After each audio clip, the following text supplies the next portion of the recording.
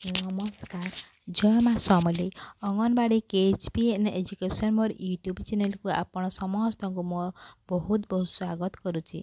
आज आम किशोरी बालिका मान सहित आलोचना करुवा 12 मास को 12टा विषय वस्तु विषय जानिबा। 10 वर्ष रु 19 वर्षर बालिका मान किशोरी बालिका कहा जाई थाए।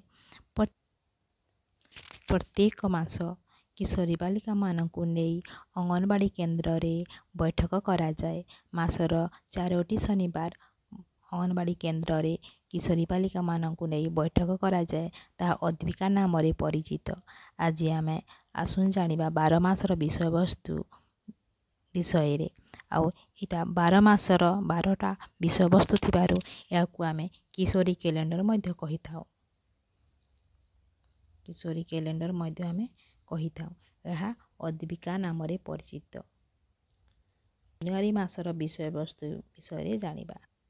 जानुआरी मासर विषय वस्तु होची पोषण एवं रक्तहीनता।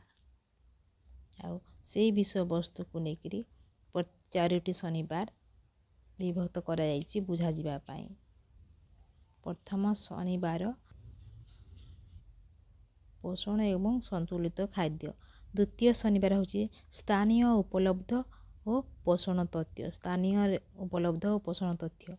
तृतीय शनिवार रक्तहीनता एवं यार प्रतिरोध।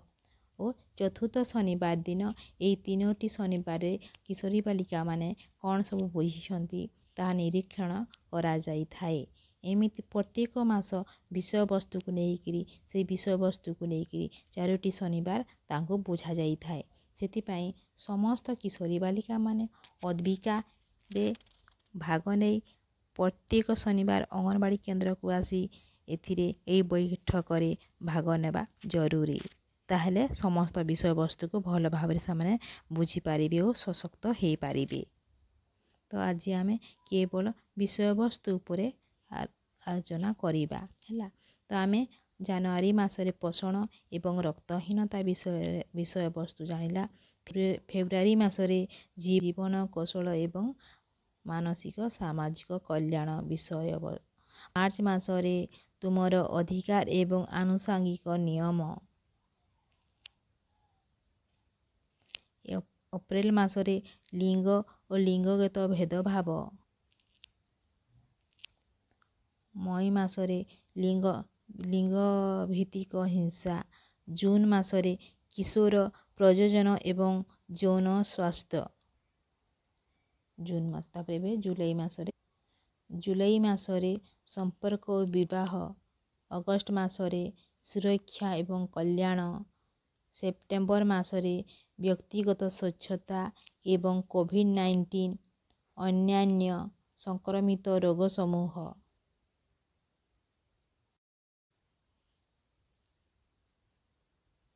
अक्टोबर मासरे प्रजनन पथ संक्रमण यौन पथ संक्रमण एवं HIV एड्स विषय।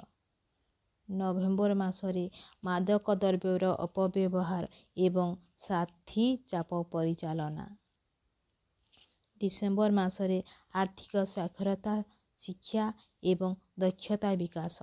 एमिति 12 मास को 12टा टॉपिक विषय रे बुझा जाउची। आ से विषय वस्तु को नेकरी 4 भाग रे 4 भाग एमिति विभक्त करी 4टा शनिवार तांको बुझा जाउची।